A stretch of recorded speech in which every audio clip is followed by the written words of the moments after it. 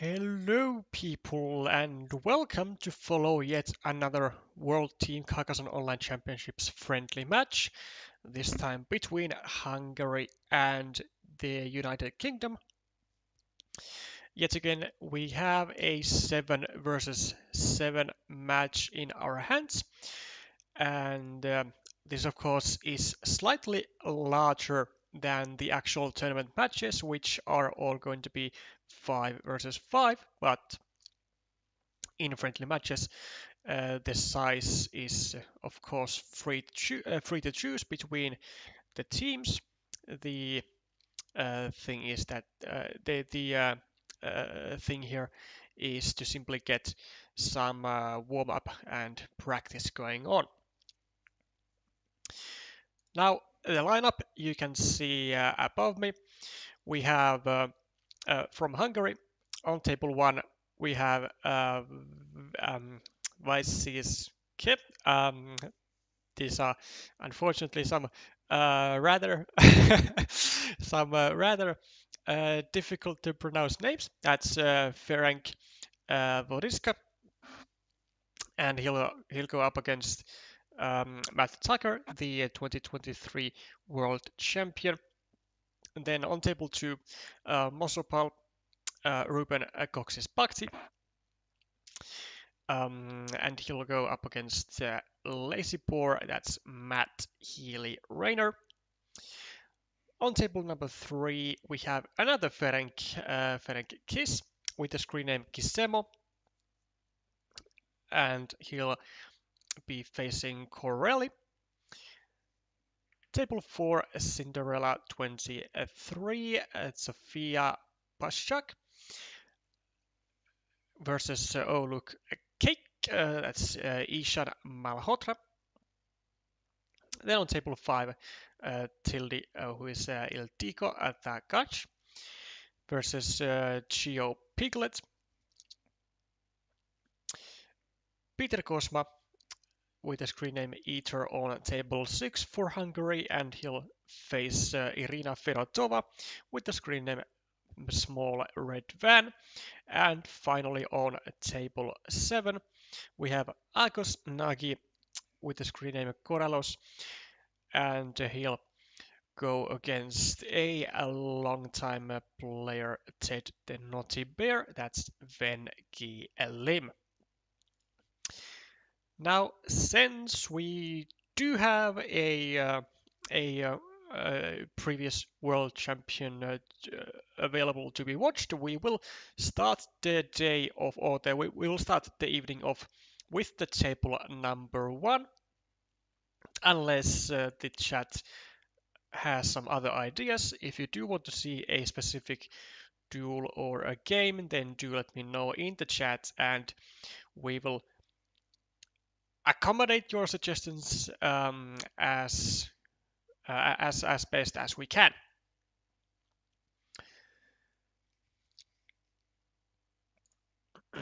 And this time, since there are, at least to my knowledge, no other streamers for this match, then we will be kind of setting up the entire roster up for grabs, so no restrictions on which games we will be covering.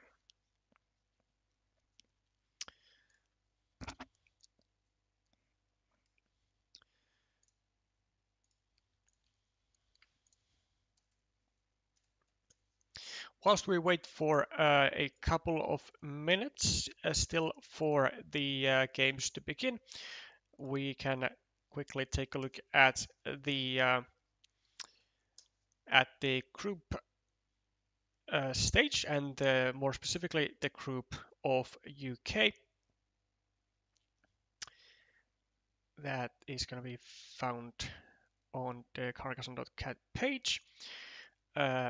So UK will be fighting in Group D with Guatemala, Colombia, United Kingdom himself, of course, and Chile and Greece. And UK most likely going to be, well, at least one of my personal favorites to succeed in that group. Hungary the bronze medalist of WTCOC from last year will be battling it out in Group A with Catalonia, Hong Kong, Finland, Australia, and China. And certainly they will have to do pretty pretty well um, in order to get through to the playoffs.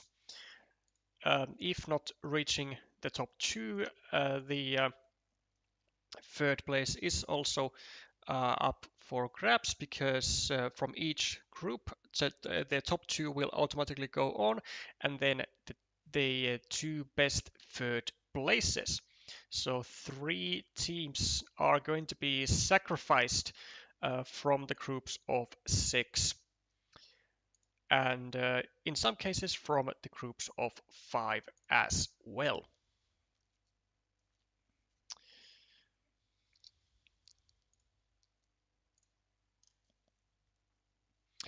It could be that since players have not yet started their games, that the BGA tournaments have not actually yet started. They seemingly have been starting off a couple minutes later than they are supposed to. That, to my knowledge, happened also the other day, meaning yesterday.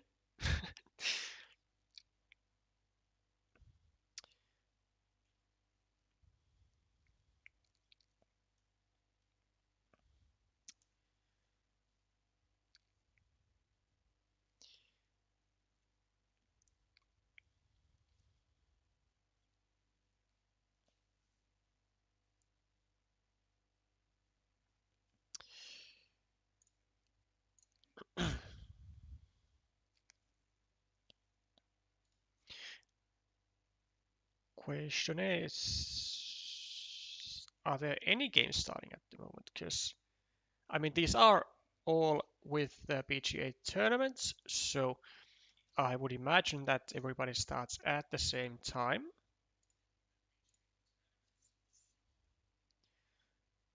But it does look like Matt is not in a rush, whereas the other tables have already started. So, well, now that we then do have a game in running, let's instead cover the first game of Venkilim. And Agos Nagi. So, the early position looks to be relatively even, a slight favor for yellow here with the road. That is pretty much the only the only other factor, whereas everything else is more or less shared. And players also with 4 points each. The road, however, does get neutralized, but it will cost coralos a point scoring tile, as in the triple city with a road could have been scoring 3 points from here, but decided to not only unify the cities, but to restrict the square to a crossroad. But also, unfortunately for Nagi, he did kind of concede this city at the same time. Uh, immediately after he got the vertical tube divider, and was not able to then use that tile to get or to finish the 8-point city. Though it could be argued that it is well worth it to not allow or to sacrifice the city in order to not allow the whole road going to Lim, as this part of the road in itself would already be 7 points.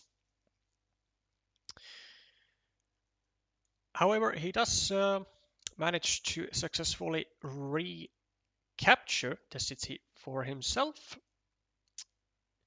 Now looking actually really difficult to attack to. It is in a really safe position. However, Venkilim has had some other plans in the meanwhile, finished a shared city as well as drops another farmer looking to overrun the currently 9-point field, the 9-point main field, the 9-point main field, which also is going to be increasing in size to 12 points most likely. However, Anagi will certainly be dropping another farmer of his own, probably now, or just protecting his city. I mean, this is also fine. There is no real rush on getting the second meeple onto this field, as it is going to be a very tedious process for Venkilim to actually disable all field connection opportunities, which he is not able to do. And now Nagi goes with the second farmer. In the meanwhile, Ted going for a block of this city kind of indirectly. Now setting up the block to a starting tile with this extender.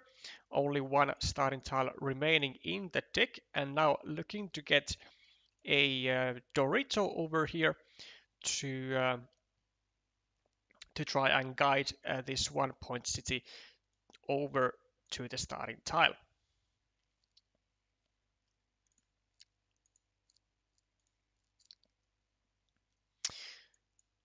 And not possible, however, says Nagi, and takes the meeple back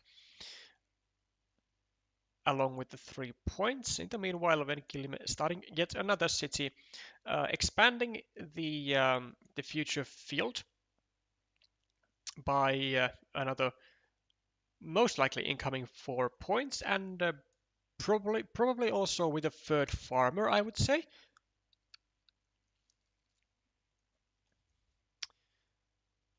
These extra meeples in the hand of Lim are definitely going to be a huge thing, as now he definitely can afford to place that third farmer. Yellow has also momentarily created an attacking platform over here to attack this rather juicy city of 2, 4, 6, 8, 10, 13 points, which can still be completed. There are still 2 cows or triple cities with a field to go here, plus then some additional city caps over at the top side.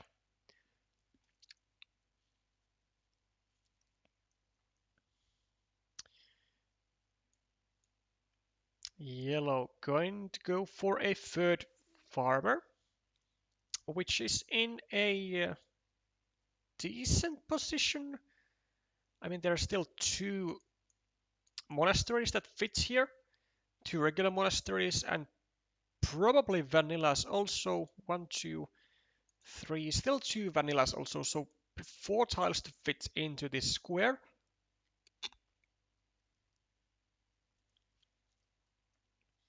And as a result, actually, of Nagi taking these 3 points with the first road monastery and expanding the field to the left to include potentially both of these cities, this third farmer is going to be even more important, and even more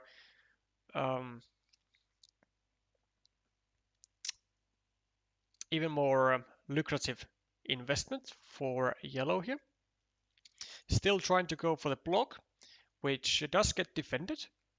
And now there is, I'd say, like roughly roughly a 50% chance of this city getting completed with now one cow remaining plus the two vanillas.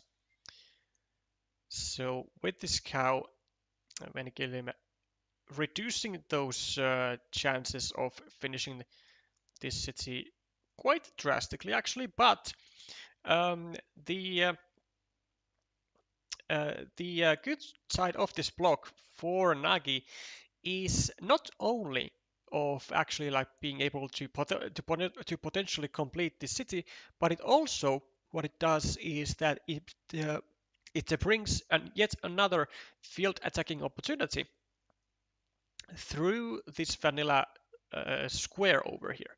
So if green is feeling in if green is feeling to be in much danger, then a field meeple over here can be placed, and then getting a vanilla joining the third meeple to the main field. Wait, no cows. Wait, one, two, three. Oh no, never mind, never mind. Yes, I am corrected. Thank you, Elias, for pointing that out. So indeed, no cows remaining, and thus no possibility of finishing this city. However, still going to be a nice chunk of points: 5, 7, 9, 10, 12, 14 points for one extra meeple, which is always a worthy thing to have.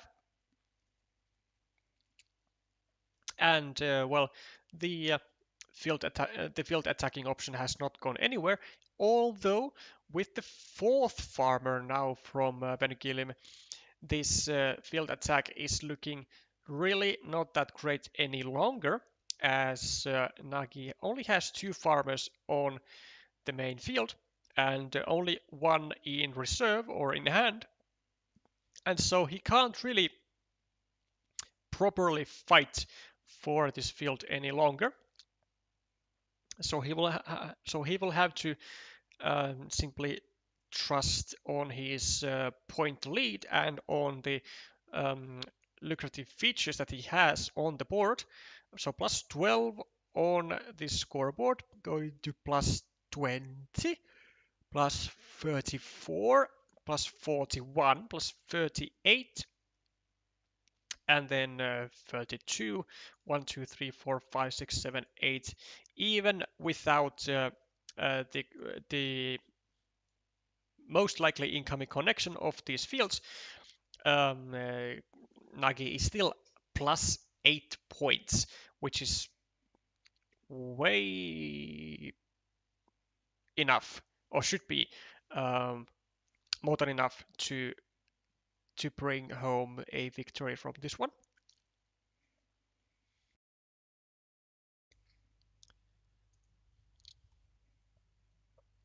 And honestly, what Ted probably should be doing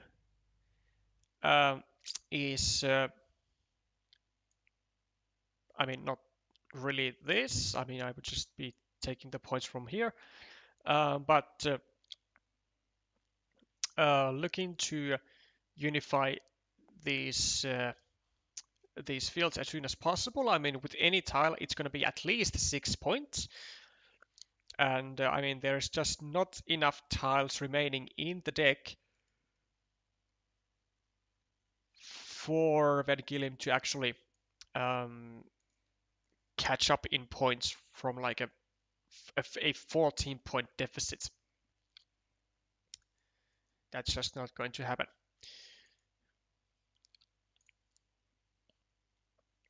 A new city is being started by Lim, though probably doesn't have tiles to actually finish it. 1, 2, 3, 4, 5, 6, 7, 8, 9. Or maybe he would have had. Maybe he would have had some extra city caps, but still, it would have been just simply a bit too little, a bit too late. Yeah, he did actually have two city caps in his disposal to actually be able to finish the city, though arguably it would not have been even worth it to try, because if yellow gets one of the city caps before green, then these 7 points are gonna be, I reckon, more of a intuitive and maybe even just overall a better option to secure the field points.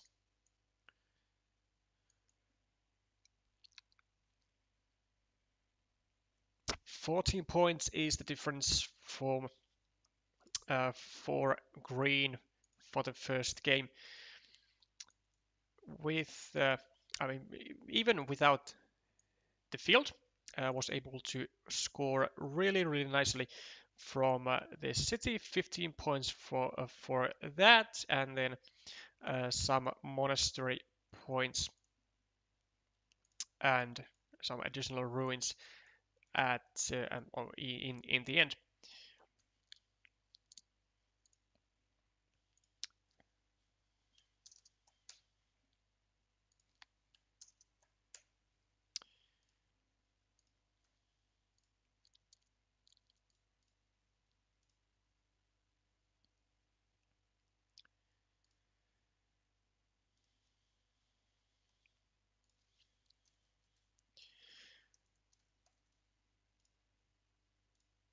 Okay, finally Matt has started.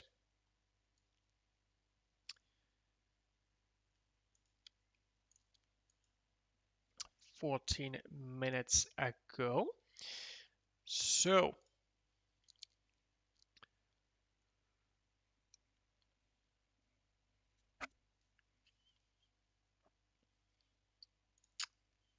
looking to be at least rating wise a very high skill matchup.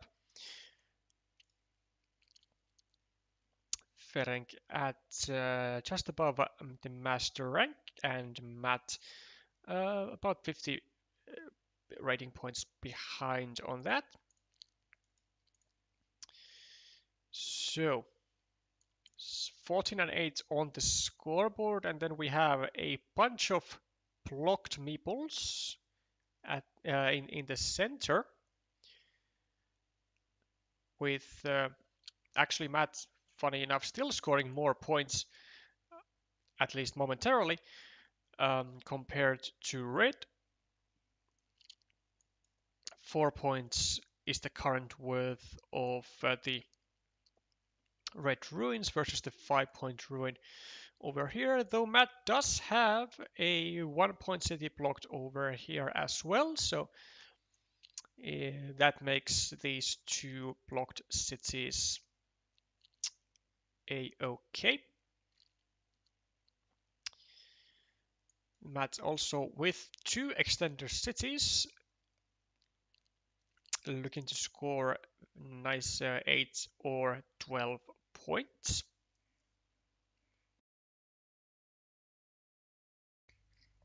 And actually really, whoa, wait, hold up here. Okay, this is really weird prioritization from the ex world champion. Even though there were still two daggers to fit into the square, Matt foregoes the possibility of saving the square and just instead adds potential 4 points to his city, making it slightly more dangerous and plus attackable. So I have to say that I'm not really a fan of that move, uh, almost at all actually, but at least momentarily it does pay off.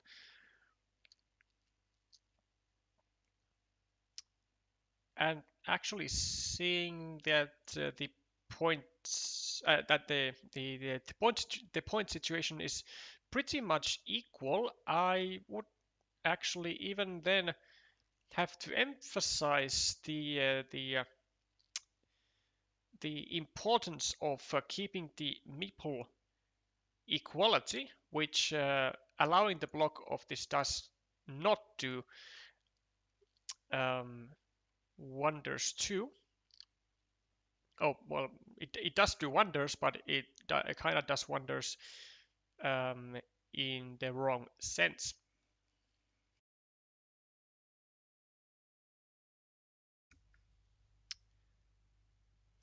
Ferenc getting his city completed, looking to maybe drop a farmer. It would be a bit extra, given that there are going to be multiple 6-point cities, 6-point fields available to grab. There's this one, and there's this one to grab with a field plus field tile, and then there's likely going to be also this third one. Though this one does come with like a few extra green squares, so not the worst idea to drop a farmer there.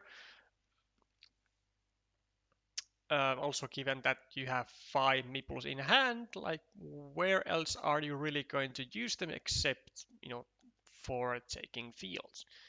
You don't really have all that much on this board to like yeah, you don't have much features at all on this board to really uh, use your like meeple majority on. So that's something that Ferenc will have to take into account.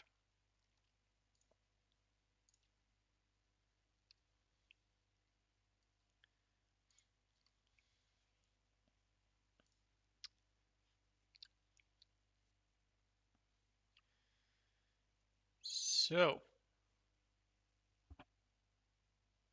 Vizecske, what do you do with the city cap? Just go over here. Okay, starting a new city and trying to cause some nuisance for the potential 8-point city of Matt. Um, let's see, how many city caps does Matt still have to finish up this one? He has 1, 2, 3, 4, 5, 6, 7, 8, 9. So 4 city caps still, and also Matt seems to have had a gift of foresight, as Ferenc does indeed draw both of the remaining remaining dagger tiles, which would have fit into the square had Matt um, tried and saved that.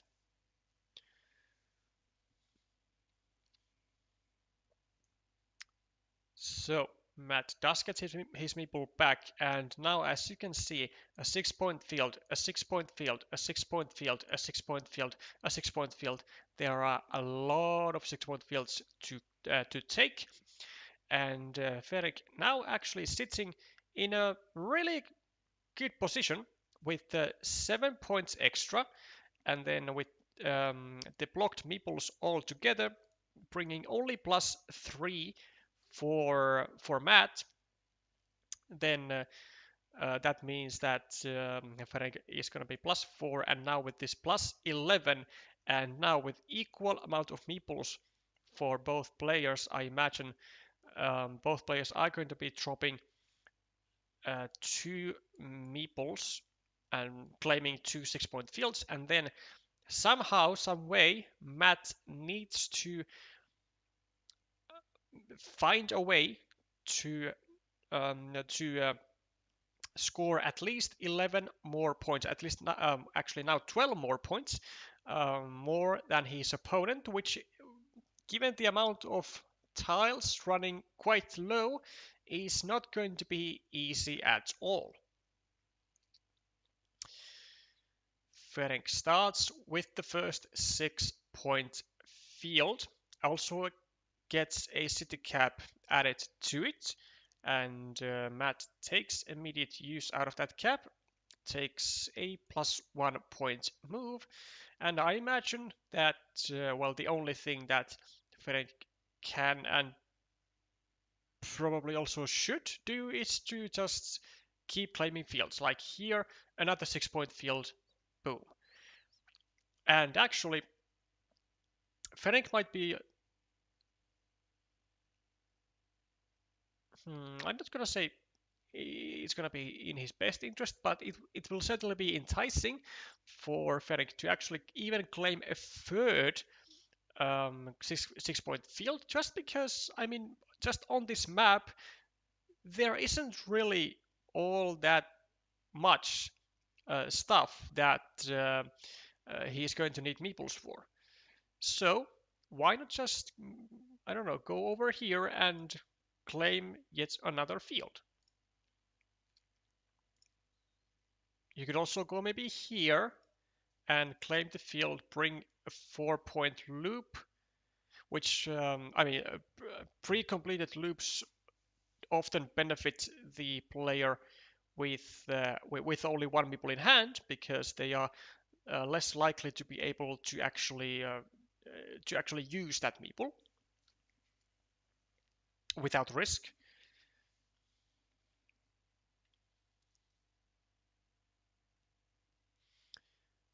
But then again, in Ferenc's position, maybe not the best idea to give out 4-point stuff for his opponent, or potentially for his opponent.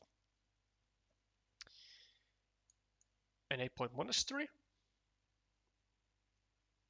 likely to hit, but this does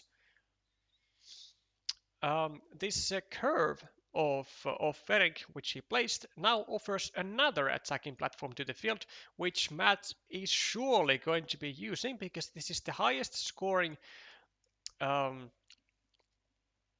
feature on the board, or this 9-point field, and it is indeed what's going to follow.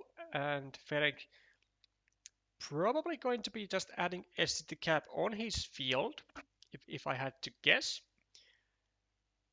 Now, there is something that there's a looming threat, maybe a threat, of this city maybe being able to be finished. Though there are no starting tiles, there are no city crossroads, but are there daggers? There's one, there is two, there's three, there are no daggers, so the city isn't actually at least immediately finishable. Maybe there is a road Dorito. Wait, there is a road Dorito. 1, 2, 3, 4. There is a road Dorito. But is there an additional city cap also to go here? Because Matt is going to need some very, very high scoring features to come out of this alive. So maybe... Okay, let's take a moment to count the points again. So +1 for Matt, +2 minus plus minus 0, -2, +3, +4, -2, -10, -18. I mean, Matt is going to have to somehow get a miracle going. And honestly, as Ferenc, if there are no city caps, then he doesn't have to worry about this. But if there is even one city cap, then something like this should be done. 1, 2, 3. Well, doesn't look like there has to be any worries to be made anymore. 1, 2, 3, 4, 5, 6, 7, 8, 9, 10, 11, 12, 13. Yeah, there weren't actually even any city caps to go here, so nothing to be worried about. Yeah, we can make just a 3-point move. It should be enough here. It's a bit extra. Doesn't need to do. I mean, as long as Ferenc keeps scoring, he's gonna be all good. I mean, I really don't get why we didn't just go here. He doesn't need to see any efforts to block this connection. It doesn't matter if he loses the field. He's gonna be still having like plenty of points for himself. Yeah, and another 6 points is added to that tally.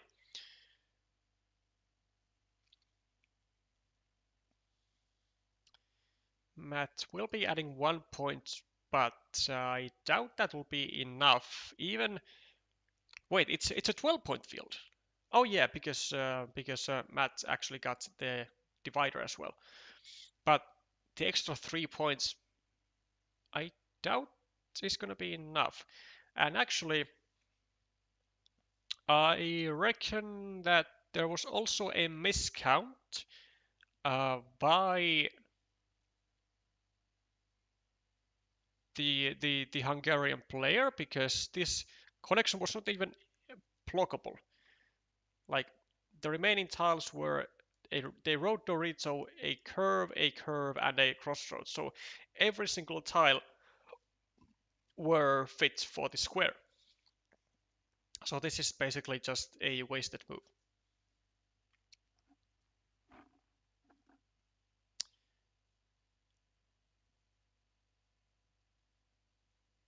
Wow, this was a lot tighter than I expected it to be, and actually it might actually be the case, and it is the case that Ferenc actually got bailed out by the deck because after this move it was actually still possible for Ferenc to lose. Because imagine this: Matt gets the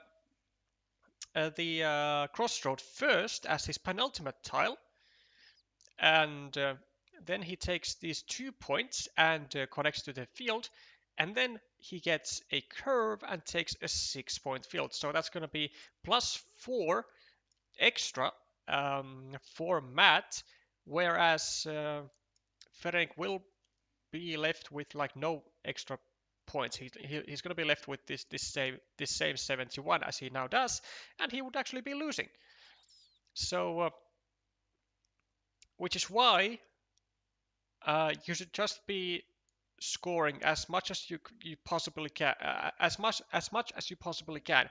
Like just go here and take back your meeple, then have 2 meeples to be placed for your 2 final turns, and then just grab 2 fields or a field and a road. Doesn't matter, but just keep scoring more, keep scoring, especially when you even can't block this connection. This was really trying to lose the game still.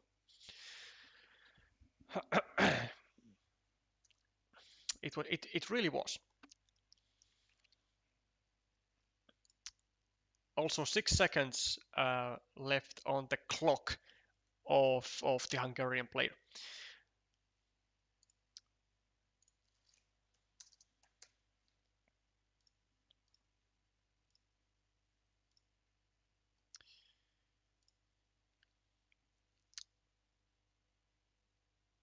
And exactly because it's pretty dry, Matt didn't invest the Dorito to prevent the kill. Yeah, probably so. Probably so. Just to be like, just to be able to be like extra efficient.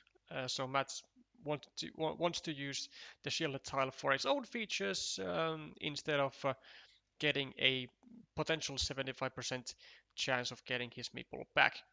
And again, um, being mentioned that the board was pretty dry, then there potentially is not enough stuff to use your meeples on. Okay, let's take a look at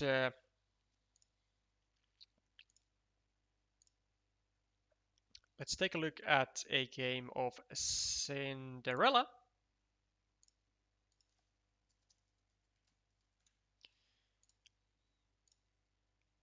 Or not. At least we get some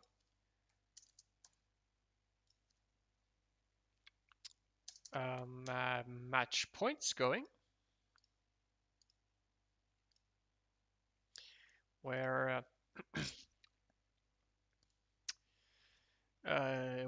Ishan has been able to claim a victory against the Hungarian counterpart, Zofia Bastiak.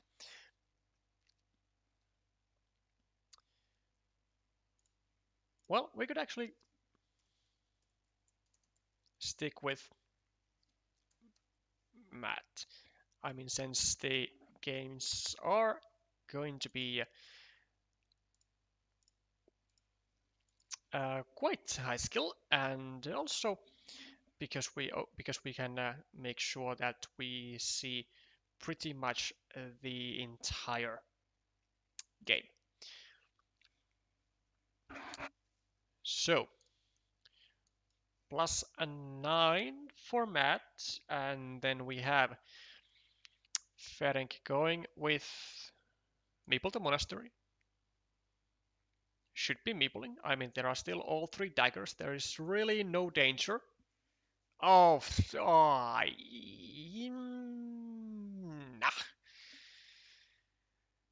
Nah. I really dislike not Meepling the Monastery. With still all 3 daggers and so many tiles to fit into this square, controlling this city of Matt, it's just a no-brainer to actually meeple the monastery, because it gets completed so often, and you have 5 meeples in hand. Like just use your meeples. Use your meeples. Ay ay ay ay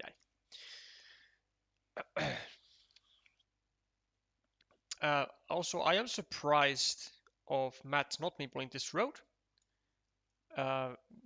because now whatever tile Ferenc gets here, if it comes with a road end, if it comes with like a city crossroad, now Ferenc doesn't even need to meeple this road then, because he can simply just wait for the dagger and only then just, claim a 5-point road, just a free 5-point road. And it's like just small compensation this road would be for Matt,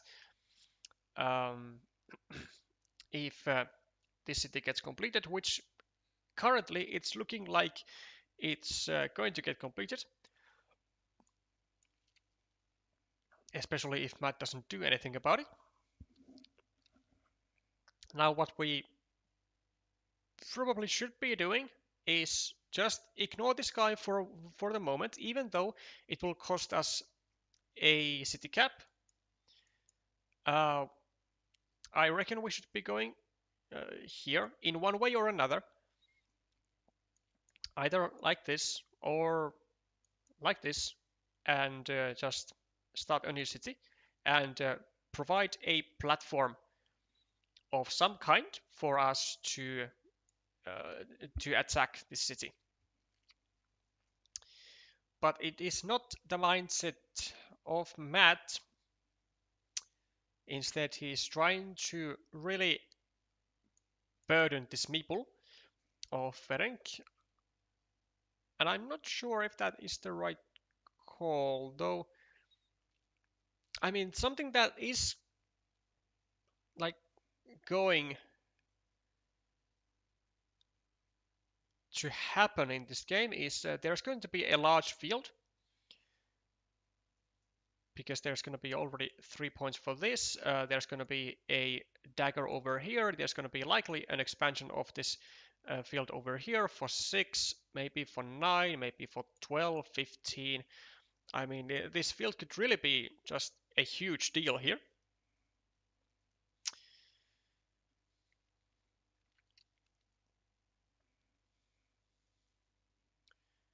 and with a 17-point margin compared to his opponent, Matt could easily be like going over here and just placing a farmer to an already 3-point field. Has 1, 2, 3, basically 4 city caps waiting to happen, and like it just has like great expansion potential, like basically unlimited. Ferenc, I can't imagine him doing anything else but here. I mean, yeah, sure, maybe in some distant scenario, the Ferenc could be going here just to get out of the way, but it's really not a good move at all. First of all, because he doesn't complete the city and he just exposes the city to just another kind of block. It would be far better to go over here, start another city, and thus indirectly save the city a bit further. But this city is just going to be so powerful when this dagger hits. It's going to be just so many points. It's going to be like almost immediately bringing Ferenc to equality on the scoreboard. Actually, it's not going to be bringing equality on the scoreboard. It's going to be bringing Ferenc past the score of Matt. And it's also going to indirectly get more points on this incoming road. Now, Matt probably maybe going over here, maybe going over here. Yeah, this seems like a decent move. And now there is the dagger. Ferenc not going to be able to get the field with it, but like I said earlier, he's going to be bringing a 4-point road, or a potential 5-point road later on into the mix. Though Matt does get one of the starting tiles that Ferenc needs, but these 9 points will certainly be well received for Matt. They are also going to be likely expanding the field by another 3 points, because it's kind of hard to not see a curve going here at some point, or maybe even a road monastery. Now, Matt does have a long-term problem though, and that is that Ferenc is sitting with 6 meeples. Matt has a troublesome road over here, which is going to probably take quite a long while for him to finish. And also, this city at the top is a very troublesome factor for Matt, because also that is going to be likely quite a while before before it even has like an actual proper chance and threat of getting finished. So keeping this field to himself is going to be a challenge for Matt. Now, we just likely take 4 points here, and we are also indirectly helping our road. Then we would be needing a straight road and a curve to be able to use another road end. But there's a small issue with this move, though. Even though it does bring a lot of good, it also brings issues regarding the vulnerability of the field, because then Ferenc could easily go over here with any road tile and drop a farmer and then threaten immediately the connection to this main field. Well, a starting tile is drawn by Ferenc, and that is definitely not good news for Matt. Compensation is received though, as Matt gets another monastery, And even though he is now sitting with 0 meeples, he is very, very likely to get a meeple back very, very fast with any road tile over here, with any city cap over here, or with a road end. So like he has a lot of features to get meeples back from. Like he now does, immediately gets a meeple back and 8 points on the scoreboard, as well as yet another city onto the field.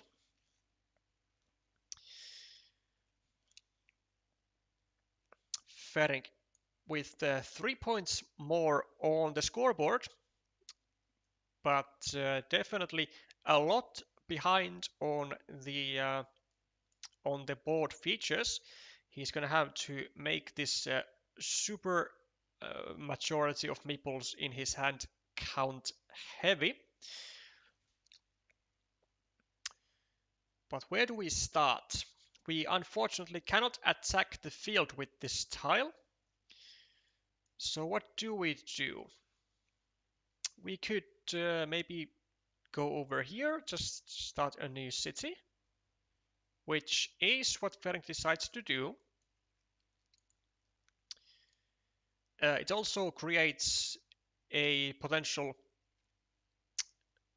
blocking square over here onto the city of Matt. Could be directed to the final remaining starting tile with a Dorito or with a triple city. And I honestly think that Matt doesn't even care about the city. I think he's gonna go over here because he also wants to like kind of protect his road, and then that would leave a road monastery spot, which would be just fantastic for Matt. And he does indeed do exactly this idea. Now again, unfortunately for Ferenc, not a tile that he can use to attack to the field, which he really would be wanting to see. And this is also not really a monastery that he can meeple, because there are just simply no good monastery spots available. So he just decides to create some additional pressure on this city, and now if Matt goes with the city cap over here, as I think he will still do, then Ferenc has now manifested another attacking opportunity or another attacking platform to this city. The final remaining starting tile is drawn by Ferenc, and now is the time to actually, what is the time to do? Because this tile is good for so many things. We can attack the field finally. We can go over here, just take a meeple back and some 3 points, or we can attack this city of Matt. Or we can maybe even just go here and create a road monastery spot. So many great things that we could do with this tile. Matt with a crossroad. Interesting. Does not take a meeple back with 2 points. Just takes 2 points, and makes the road project of Ferenc just a little more difficult. And here is the reason Matt does not take the 2 points and the meeple back from the monasteries with this tile, because this is just simply a crossroad, and crossroads are valuable tiles. They are immediate point scoring tiles, and if you want to be as efficient as possible, then you really don't want to use quick point tiles to do the work of tiles that you could do with less valuable tiles, such as like a regular straight road, or like a regular curve, or any like that. Though still doesn't take a meeple back, just kind of more or less saves the road meeple that he previously had. And here comes the full block of the city, which was, well, actually not inevitable, but there was only 2 tiles to fit here, or like 2 tiles to fit here in. That would be ideal for Matt, which would have been unfortunately this tile as well as the one final dagger. And such is the thing that unfortunately Matt does not get to finish the city, but he does get his road out. And now that tiles are slowly running short and time is ticking, I have to say that this is a mistake. I mean, the position of the tile is great and all, but with only 20 tiles remaining, I think it would have been like slightly better for Ferenc to actually go with a farmer on this tile and try to create a counter farm of his own in case he's not going to be able to attack onto this field, which should be uh, like the top priority #1 at the moment, but he's not getting the tiles to do that. He's not getting any road tiles, and now you can see that he's creating a 9-point field here, and now he's dropping a farmer to a spot which is much worse than a spot that he could have dropped it just 1 tile earlier, and now there is a 9-point field created for Matt, and Matt happily takes it.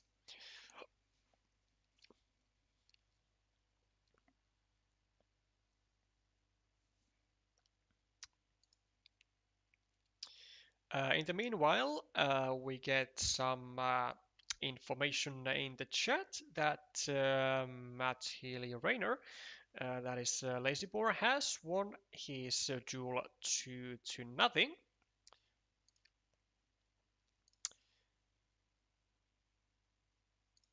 against Ruben Cox's Pakti with the screen name Mosopal.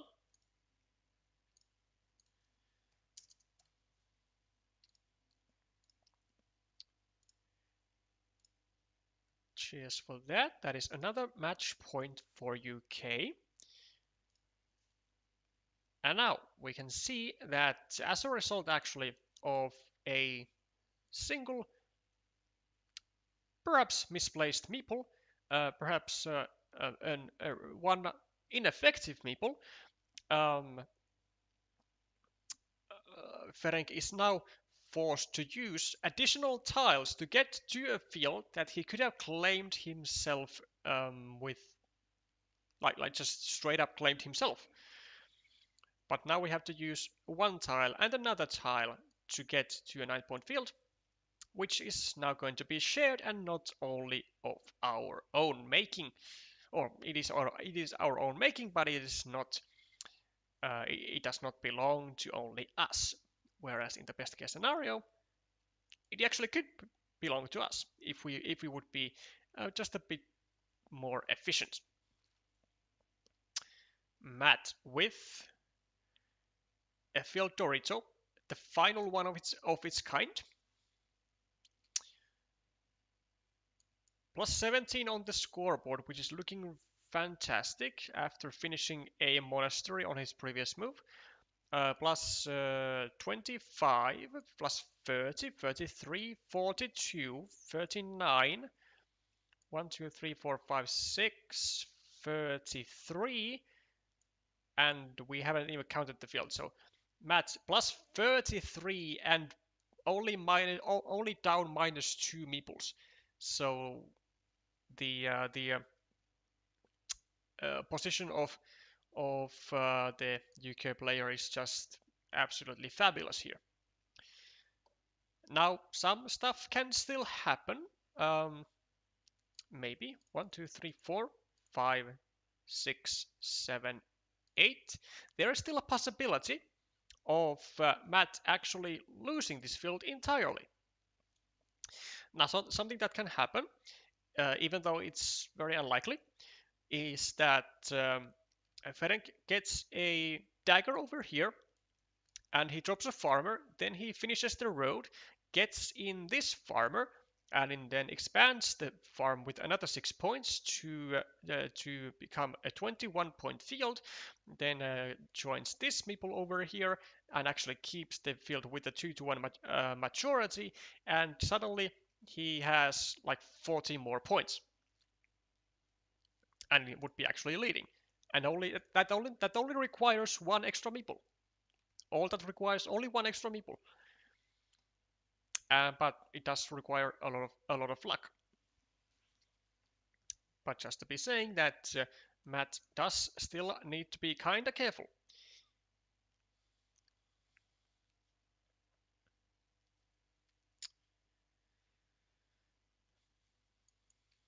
Extender for Ferenc. Not particularly useful. Could, I guess, just attack the city. 1, 2, 3, 4, 5, 6, 7, 8, 9, 10, 11, 12, 13, 14, 15. Still 3 connection tiles to go. Oh no. No, but this is not the kind of stuff that Ferenc can afford. Because he needs to score. He can't afford making blocking moves. Like he just can't afford this. He doesn't have the luxury of having enough tiles to both block and score. Like he has to focus on one, and that one is absolutely the way of scoring.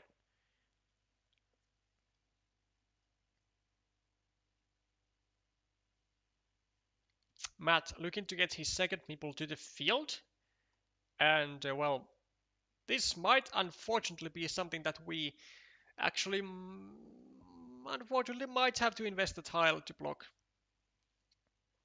And we can't actually make a full block with this tile, which is unfortunate. Truly unfortunate. But we can connect, which is probably what we should do, because we will have to connect anyway.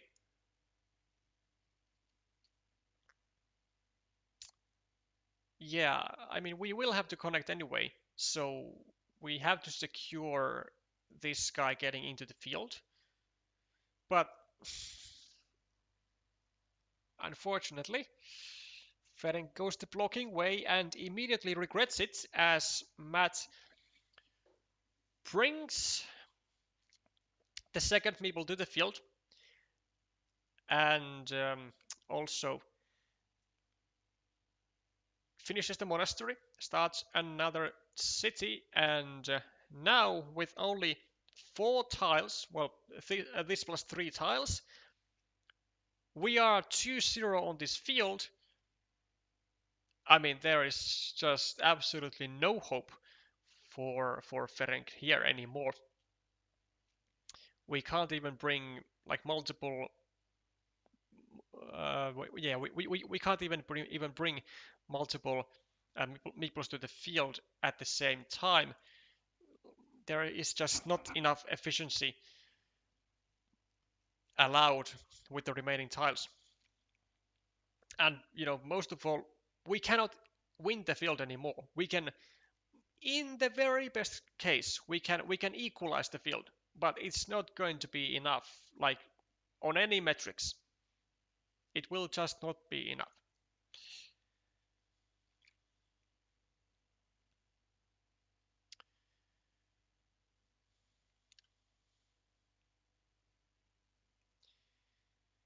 A straight road for Ferenc.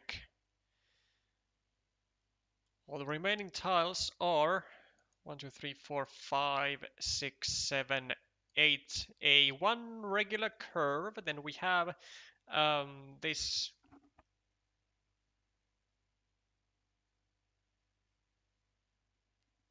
we have this dagger.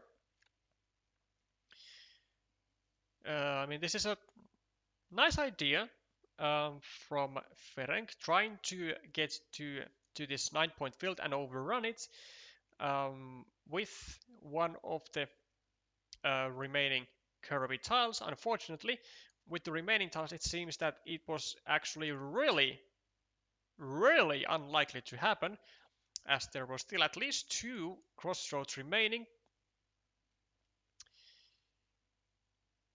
And well, we do get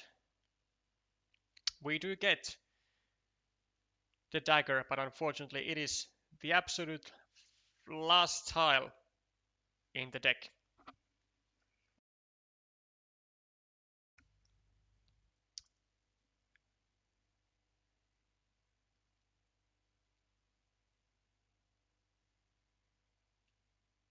Yeah, seeing the remaining tiles, the only possible scenario where this attack is successful is if Matt gets, right after this tile, Matt gets the regular curve, and then we get the dagger or this road Dorito, and then we connect, which would be a 13-point move.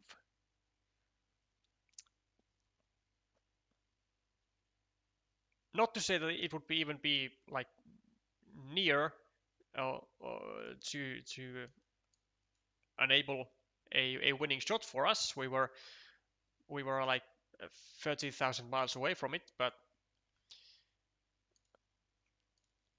it's just one of those situations where you are like so far behind that, I mean, it doesn't even matter how bad your odds are of doing anything meaningful, but you still kind of have to do it just because you still want to try and play efficiently. So that's that is also the moment when you realize that your odds are horrendous, and that there is nothing really to be done. Well, also the Hungarian one-ups himself from the previous game, where he had a total of 6 seconds. Now he has only 3, so really trying to get 0 here. So Matt equalizes, and then we also have some updates on Kissemo and Corelli being on 1-1. Thank you, Ishan.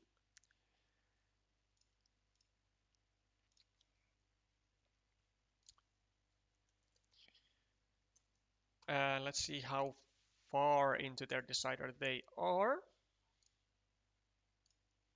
11 minutes. Well, 11 minutes ago and 11 tiles remaining, so we might as well watch the rest of the decider.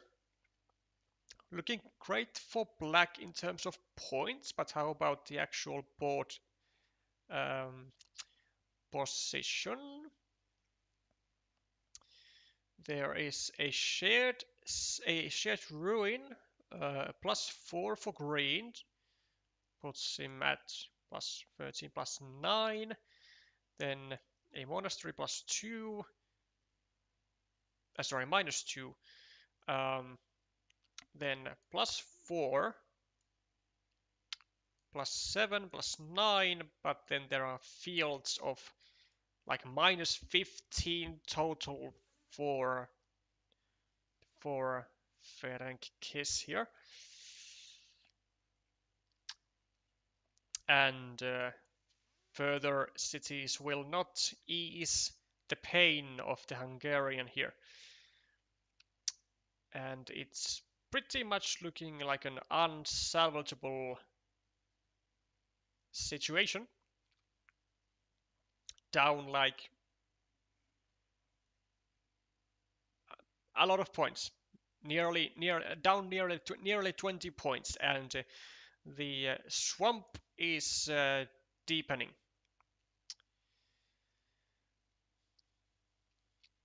we probably just take a 5-point ruin and accept our defeat with grace.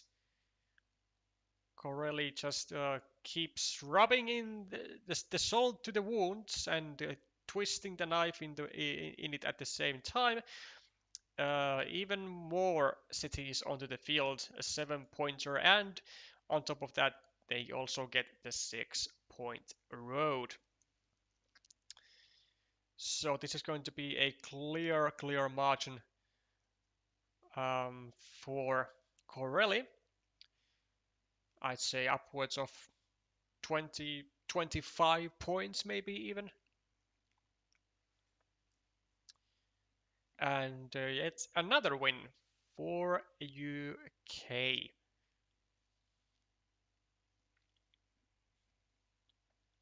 Yeah, this is looking especially gruesome. This also means that Hungary will have to win all of the 4 remaining duels if they want to have any chances of winning this friendly match.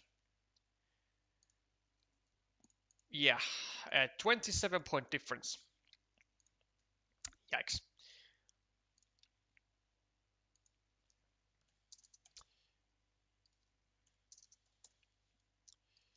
And 0-3 for UK.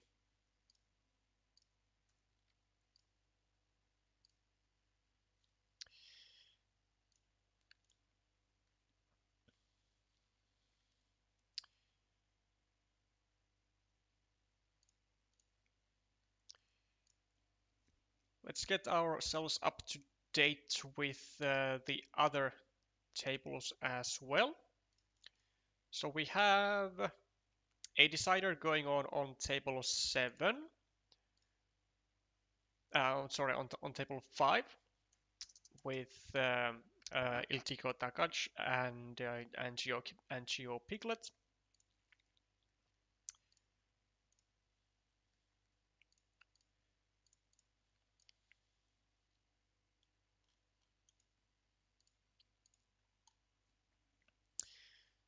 Of 20-point lead for the Hungary. There is a shared field, 21-point lead for Hungary. Then we have a monastery of 5 points, so plus 15. Oh, wait, no. This is not a shared field. It goes around the loop. Loops are our friends. And a friend in need is definitely for Hungary, as they have another farmer over here, and they are now currently actually leading a 21-point field. So that's terrible news for Geo. So plus 20, 21, 42, 36, and 28 with a shared cities. So plus 28 for Hungary. Woo-wee! 10 tiles remaining, and there is some kind of Harry Potter shit that needs to be happened if Geo is gonna actually try and come back from this. Well, there is our friend Road Monastery still in the deck, so at any given moment we can actually try and use that to connect to the field. The only question is from where exactly. But we do need to get some additional points before we attack the field, because even with the tied field we would still be minus 6. And I mean, if honestly blue could just probably take this 6-point ruin here and just smooth sail, But let's just not try to lose this game. Let's not throw it away immediately. Do we need to cover up this city somehow? Is there a possibility of Geo attacking it? 1, 2, 3, 4. Is there still one vanilla? Yes, there is. There is one vanilla remaining. 1, 2, 3, 4, 5, 6, 7, 8, 9, 10. Unfortunately, no Doritos for Geo. 1, 2, 3, 4, 5, 6, 7. And also, this is the one final triple city. So actually, no connection tiles to this spot, even if the vanilla is drawn, which is really, really bad for Geo. And the vanilla is drawn, but that is way too late. So a move like this is no use any longer. Surely we just go here and we just take the 9-point field, and the road monastery is drawn. But unfortunately for us, the difference in points has only gotten higher since the last check. So even if we would be getting a second meeple to the field, it's not enough. It's not nearly enough.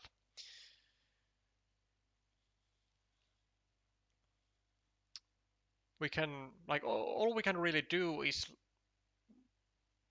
probably go here, meeple a monastery, and then I don't know. There's then a road tile. We get one meeple back. We take a 6-point ruin, something like that. Or we go here. If we want to be like really persistent with efficiency, then we still try to find a way to attack the field, and that's probably found from here if there are any curves remaining. 1, 2, 3, 4.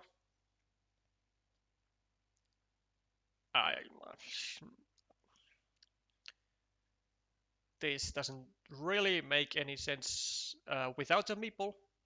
I mean, yeah, sure, it gives off one. Actually, no, wait, wait, wait, wait, wait, wait, wait, wait, wait, wait, wait, wait, wait, wait, wait, wait. It does. Yeah, I was gonna say that it actually did make a potential field attacking platform. So there is certainly merit to this move. There were actually multiple combos that could have allowed Geo to get to this field, like a curve here and a tube divider here, or a crossroad here and a curve here. So actually a very nice find by the UK by the UK player.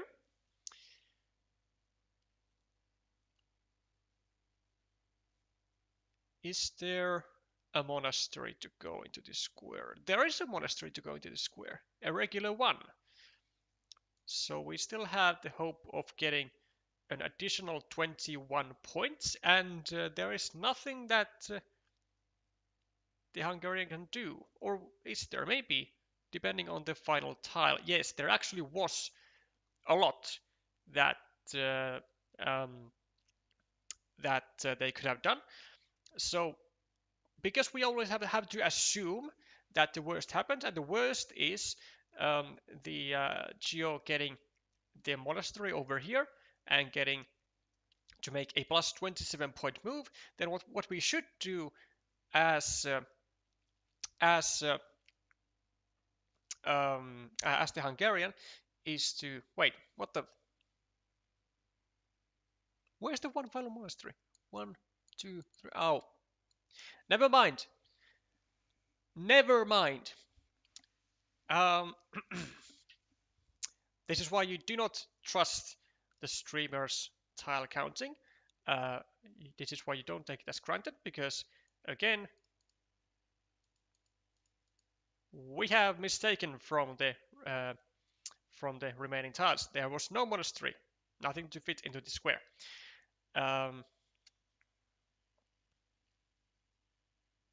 Which makes this move actually pretty useless.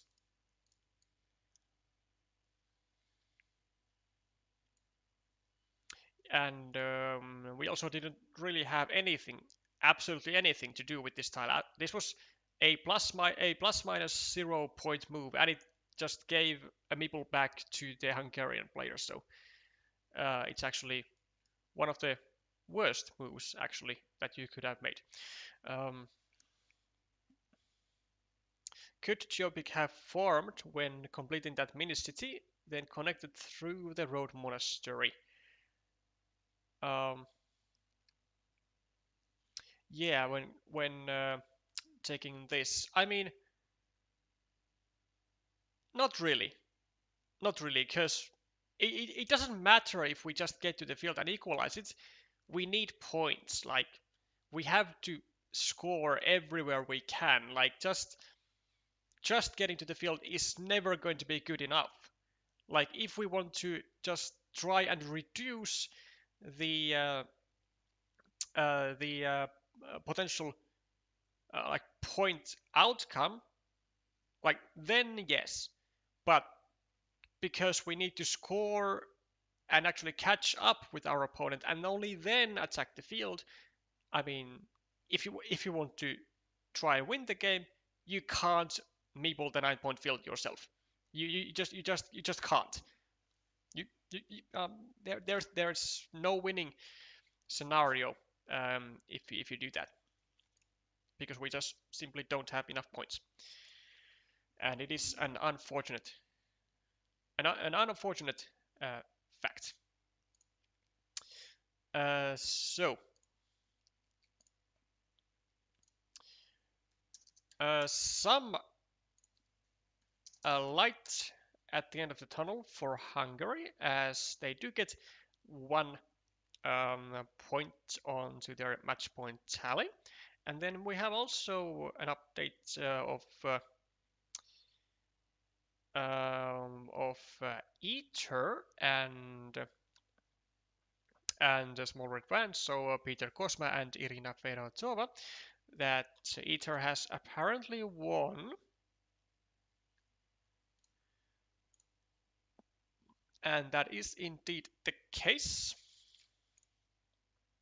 So that's a second point for Hungary.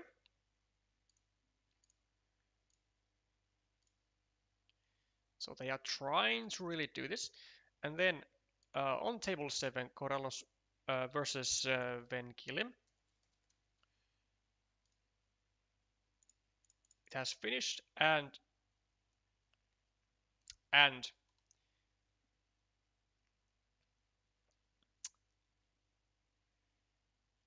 it is UK who takes a 2-0. No, 2-1 win over the Hungarian, which means that UK will be winning this match by at least 3-4. It is up to the hands of Matt Tucker whether that number will rise or whether it will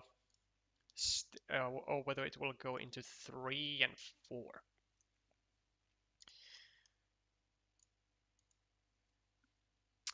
$30 remaining, and Matt, as per usual, not afraid to use his meeples. We can see only one meeple in the hand of Matt, and well, he does have actually now a dead city with 2 meeples in it, and reduced to only 7 points for 2 meeples, which is pretty bad. His secondary city gets gets messed up, He's 5 points behind on the scoreboard. Let's see. So plus 5 for Ferenc, +1, -6, -14, -20, 24, 20, 14, 13, -13 for Ferenc, and 2 meeples extra. Though Matt will be actually, I find it hard to believe that Matt will do anything about going over here, as it looks like a fantastic move.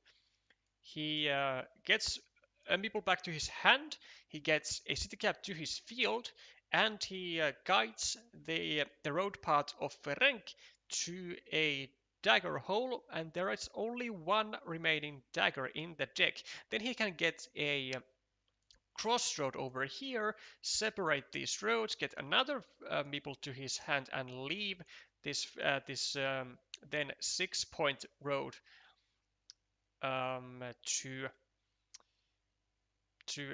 be just feeling devastated. And it is exactly what we see, and it is a really, really good move.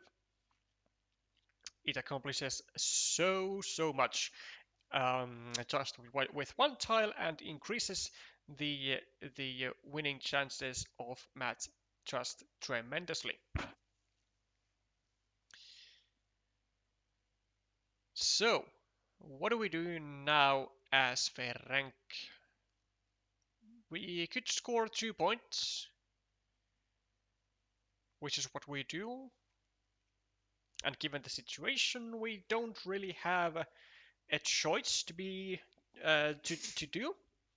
We really do need to score as much as humanly possible.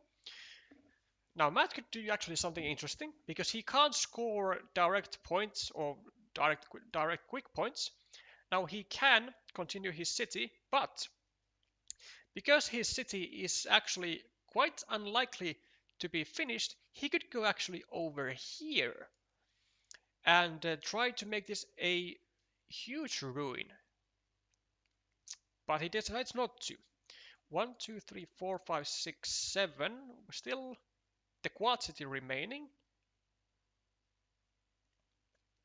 And 1, 2, 3, 4, 5, 6. And 6. And 4 triangles. I think I would have really loved this idea here. But this is also like understandable. Also, the exact thing happens that we were just talking about a couple moves ago. Goes over here, and then we go over here with the crossroad. Then now this guy is stuck, waiting for one tile, and we have established meeple equality on the on the board here. And I mean, just stuff is looking like mwah. It's looking unbelievably great.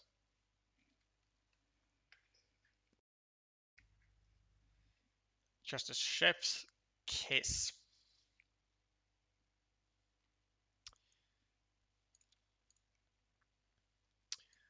+1 for Ferenc, +10, +16, 17. Oh wait, this is equal field. I have missed this one farmer of red here. Well, that might actually make things a bit more interesting. So +1, +10, +16, 17, 1, 2, 3, 4, 5, 6, 7, +10, 1, 2, 3, 4, 5, 6, plus actually +4 for Ferenc. Yeah, that definitely changes a lot. The fact that this field is not a match, but it is equal. Still, I do think that this is a great move, even though it's not getting a city cap on your own field. Matt's looking to equalize all fields, and this is exactly the way things have to do, Ferenc will likely be responding with this. I mean, with 3 meeples in hand and an opportunity to create a large ruin and get points like that. It just seems to be like a really a pretty no-brainer, or at least a very intuitive move. Does it in a bit of a different way? It's still fine, although I actually don't really like it that much. It had more potential over here. First of all, because Matt cannot attack the city from here. There are no more triple cities remaining, I think. 1, 2, 3, 4, 5, 6, 7. Wait, there's one. No, there's one there. 1, 2, 3, 4, 5, 6, 7, 8. Yeah, no triple cities remaining, but you would have either just a Dorito to go over here just for 1 extra point, or a road Dorito to just simply increase your size, your own size of the ruin. So this is, I think, a lot weaker move than its counterpart.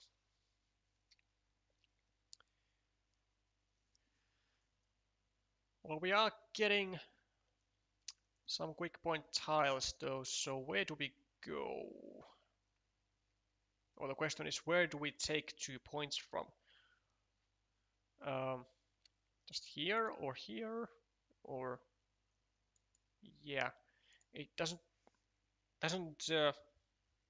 look like there's all that much difference. Matt with a dagger. I mean, this seems like the most sane move. But he could also do something different. He could just start a new city somewhere safe, I guess, and make this connection with another tile, because he can also, like, you gotta remember, he can either connect to this field or to this 9-point field of Ferenc. So he has options. He has the luxury to delay the connection, well, to both directions really. 1, 2, 3, 4, 5. Yeah, there are still multiple crossroads, and I imagine that this square is not really all that easy to block either. And crossroads it is for Ferenc. We could actually... Is this a bad move? Because this move only leaves... Oh, no. Now this I definitely do think is a really bad move. 1, 2, 3, 4, 5, 6. There are still 2 crossroads remaining. So on top of the connection that's probably going to come, now Ferenc also gives 4 extra points upon the connection being made. Yeah, I have to say that this is a dire mistake from the Hungarian player, because you are pretty much actually equal on points with the like after this move. You're pretty much like plus minus 0. The way you win this is like you have to actually score the points yourself with quick point tiles like this. It doesn't matter if Matt connects to this field, or to this field rather. Like, as long as you can score those 1 or 2 extra points at the for the end of the game, that's what's going to matter. This is another recipe for disaster. For this is just, again, trying to give your opponents trying to give chances for your opponent to take away the game, because you are not being efficient with your tiles. You're not taking points when you can.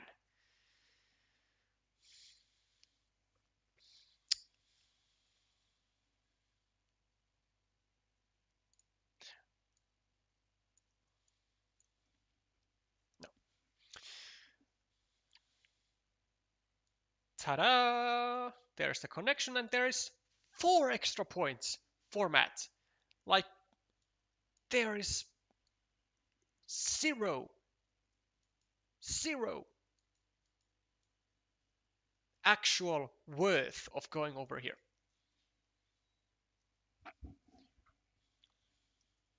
Zero worth.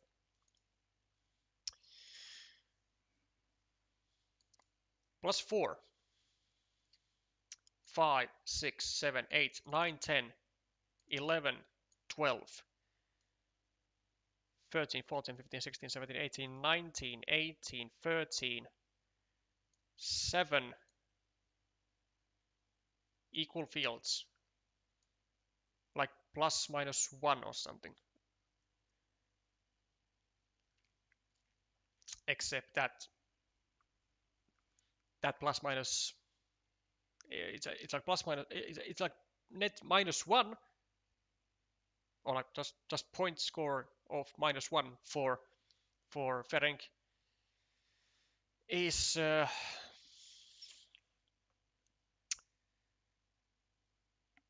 more than he can handle, potentially. We still get some extra stuff, and Matt finishes his city. Now what? Matt with plus 4 and the meeple pack and this monastery of 6 points now. We need to get a city cap, but is there a city cap left? 1, 2, 3, 4, 5, 6, 7, 8, 9, 10, 11, 12, 13, 14, 15, 16, 17, 18, 19, 20. There are actually multiple city caps remaining. 3 city caps remaining, really? 1, 2, 3, 4, 5, 6, 7, 8, 9, 10, 11, 12, 13, 14, 15, 16, 17, 18, 19, 20, 21. Actually, no, 2 city caps. But Ferenc gets the one that matters. Matt is going to be getting a 6-point field. Huh?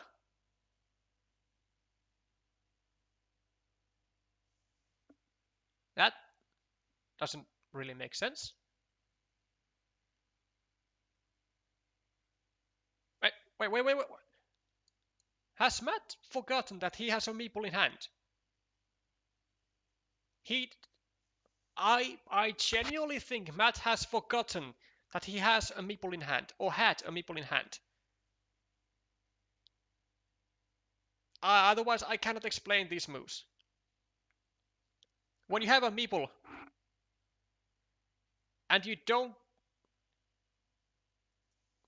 What the f is going on in this game?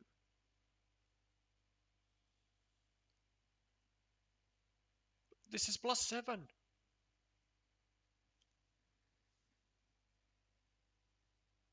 Matt just... I can't believe this. I can't believe this. First, Ferenc actually was just offering to throw away the game after this, basically a 4-point mistake, because you don't take 2 points with this crossroad, and instead you take you give 2 additional points for your opponent for their crossroad. But then Matt returns the favor and doesn't actually use the meeple he got from his own city, which he completed, and doesn't get this field, which leads to Ferenc getting 6 points.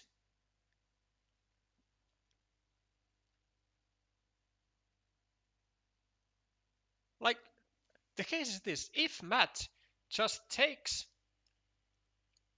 the 6-point field with the meeple that he has in hand, he goes here. That's 6. So that's gonna be at least plus 4 more for Matt than he has now. Then Ferenc gets this. He gets like 4 points, or gets this and gets what, 3 points.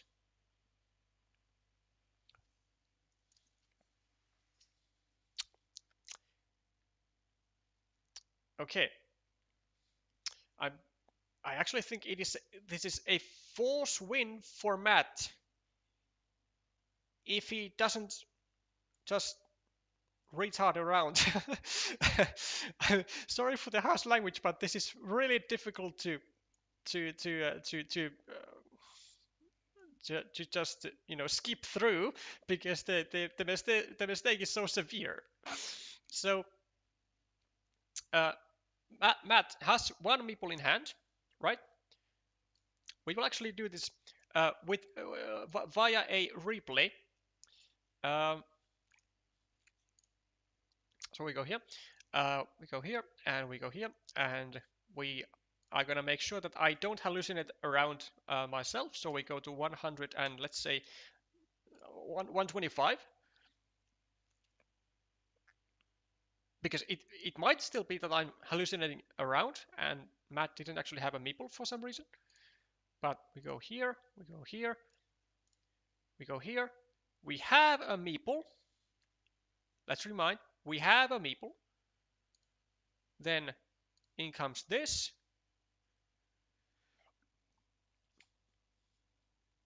And now as Matt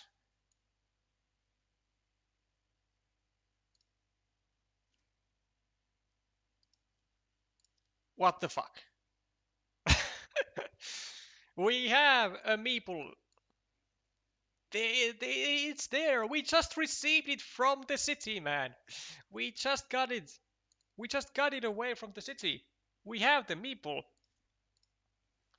We shall quickly count the points here, but like, oh, he was at 0 on the clock. Oh, is that why? We shall get to the bottom of this.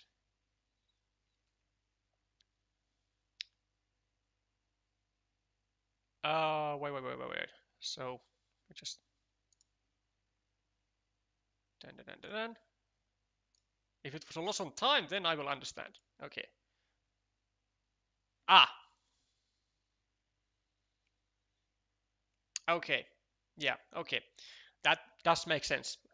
That does make a lot of sense. So being out of time um, and playing kind of like according to at least the gentleman rules, and actually also according to the official rules of the WTCOC, uh, he will lose the game because he's out of time. And yeah, okay, well, that's understandable.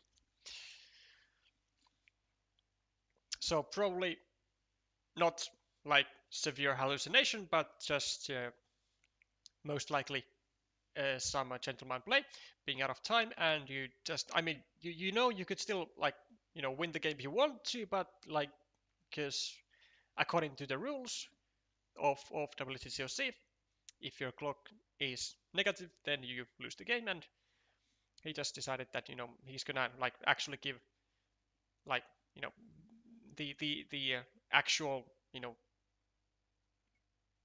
elo win as well with the loss to Ferenc as well. Okay, never mind. I was apparently just yapping and capping for nothing.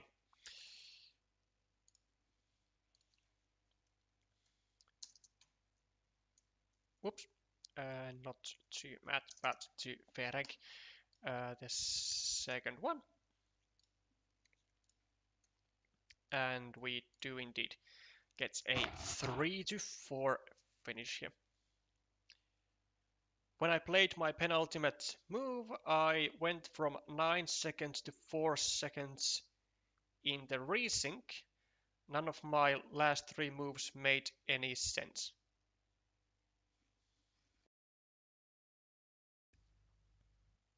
Which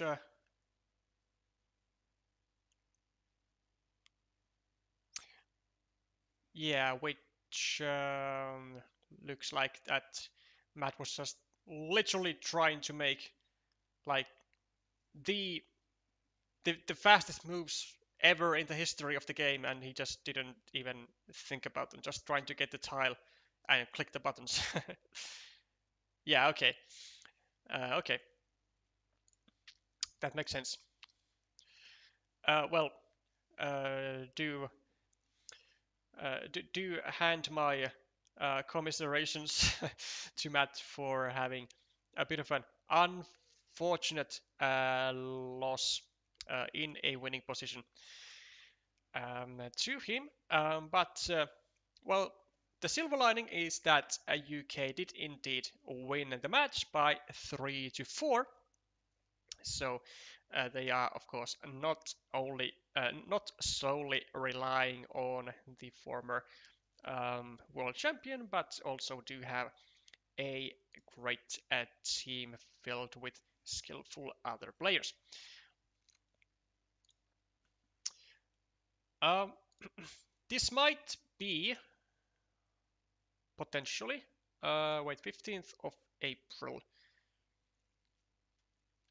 Yeah, not going to say for sure, but this might have been the final friendly match that gets streamed before the start of the tournament, as there is only one scheduled friendly match currently to be seen on Carcassonne.gg, and I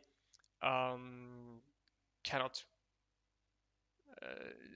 can't really say whether I will be streaming the Spain Ukraine or not. Potentially, there are going to be a few more friendly matches still to be scheduled for the for next week. Maybe on the next or maybe on the next weekend or towards the next weekend. But um, y'all should probably somewhat except that this might be the final friendly match that is getting streamed on my channel before the actual tournament starts. And for those of you who are not aware, the official tournament games are scheduled to start on the 21st of April. So not not tomorrow, but a week after that, and that is the first official tournament a day. We'll see how many matches are going to be scheduled for Monday immediately, but taking into consideration that there are a lot of groups with a lot of teams from around the world, so let's say, for example, some Asian teams going up against American teams, or European teams going up against a team from Americas. I mean, you always have to take into account the time difference, and sometimes the time difference can be quite large. Um, like, for example, Finland will be having its first match against Australia, and the time difference will be roughly 7 hours or so. So it will be nearly impossible to really organize the matches on any other day but Saturday or Sunday. So most likely all cross-continent matches that will happen during this tournament will be fought on weekends, and this means, of course, that the weekends will most likely be packed with a lot of matches, both Friday, Saturday, and Sunday especially. And those ones are the days that you will be most likely be able to expect the most amount of streams as well.